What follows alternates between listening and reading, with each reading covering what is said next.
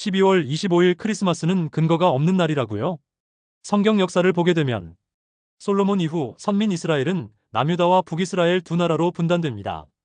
북이스라엘은 느밧의 아들 여로보암이 세운 금송아지 숭배에 이방신 숭배로 인한 계속된 범죄로 수차례 반란에 의해 왕이 교체되다가 결국 아수르에게 먼저 멸망당합니다. 남유다 역시도 산당제사와 우상숭배로 바벨론에 의해 멸망당하게 되는데, 하나님께서는 남유다의 범죄 가운데서도 다윗과의 언약을 기억하시고 왕위만은 다윗의 후손으로 이어지게 하셨습니다.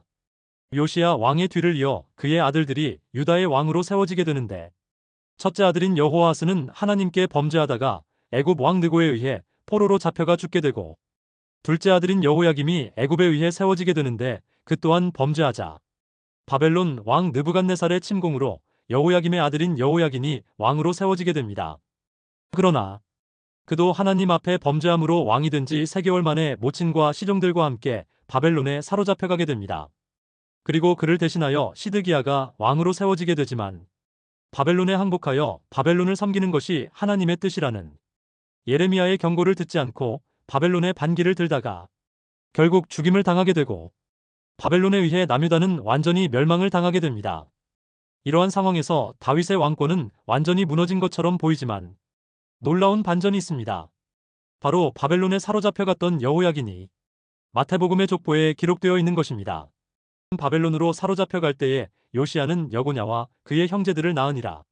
마태복음 1장에 예수님의 족보에 기록된 사람들은 아브라함을 시작으로 다윗 그리고 예수 그리스도에게로 이어지는 구원자의 계보를 잇고 있습니다. 선한 왕이었던 요시야의 뒤를 이어 구원의 족보에 등재될 사람이 한 명도 없었던 것 같지만, 유일하게 등재된 인물이 여고냐라고 불리는 여호야긴 왕이었습니다. 유다의 제19대 왕인 여호야긴은 여고냐, 고니야라고도 불리었는데, 여고냐는 하나님께서 세우신다라는 뜻입니다. 그는 자신의 이름의 뜻과 같이 하나님 앞에서 세우심을 입게 됩니다.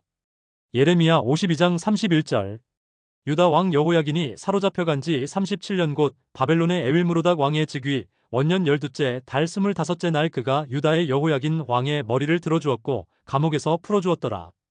여호야긴이 바벨론에 잡혀가 37년간 감옥에 있다가 풀려나게 된 날이 에윌므로닥 즉위 원년 12월 25일이었다고 기록되어 있습니다. 같은 말씀이 기록된 왕하 25장 27절에는 12월 27일로 기록되어 있습니다. 그러면 여호야긴 곧 여고냐가 바벨론 감옥에서 풀려나온 사건이 예수 성탄과 무슨 관련이 있느냐는 것이죠. 마태복음에 기록된 아브라함을 시작으로 예수님의 족보에 기록된 사람들은 전부 예수님이 오시기에 앞서 구원자의 예표로 시대시대마다 세워진 인물들입니다. 그러나 그들은 완전한 구원자가 될 수 없었기 때문에 결국 완전한 메시아가 오실 수밖에 없었던 것입니다. 그러므로 이들의 사역과 노정들이 전부 구원자적인 사역과 아주 밀접한 연관성을 가지고 있습니다. 여호야긴은 바벨론 감옥에서 나오게 될 뿐만 아니라 신분이 복권되어 종신토록 바벨론 왕으로부터 쓸 것을 공급받게 됩니다. 이러한 바벨론의 역사는 마지막 요한계시록에도 등장을 합니다. 여호야긴 왕의 회복과 복권은 단순히 그 한 사람의 사건으로 끝나는 것이 아니라 그가 예수 그리스도의 족보에 이름이 올려지고 구원자의 맥을 다시 잇게 되었다는 의미에서 이스라엘 전체의 회복을 대표하는 것이라고 말씀드릴 수가 있습니다. 여고냐가 어두운 바벨론 감옥에서 나와 그리스도의 구원의 족보에 오르게 된 것은 결국 우리가 영적인 바벨론의 권세에서 벗어나 하나님의 구원의 백성으로 회복을 이룰 것을 의미하는 것입니다. 우리의 구원자 되신 예수 그리스도의 성탄이 바로 영적인 바벨론의 권세 가운데 있는 우리를 죄와 사망의 권세에서 구속하시고 하나님의 자녀로 회복시키는 역사이기 때문에 그리스도의 성탄과 여고냐의 복권은 연관성을 가지고 있다고 할 수 있습니다. 그러므로 12월 25일에 바벨론 감옥에서 자유함을 얻은 여고냐의 사건은 그리스도의 성탄을 통해 하나님의 자녀로 회복을 이룰 우리의 구원과 탄생을 예표하고 있는 것입니다. 요한복음 1장 12절 13절 말씀, 영접하는 자, 곧 그 이름을 믿는 자들에게는 하나님의 자녀가 되는 권세를 주셨으니 이는 혈통으로나 육정으로나 사람의 뜻으로 나지 아니하고 오직 하나님께로부터 난 자들이니라.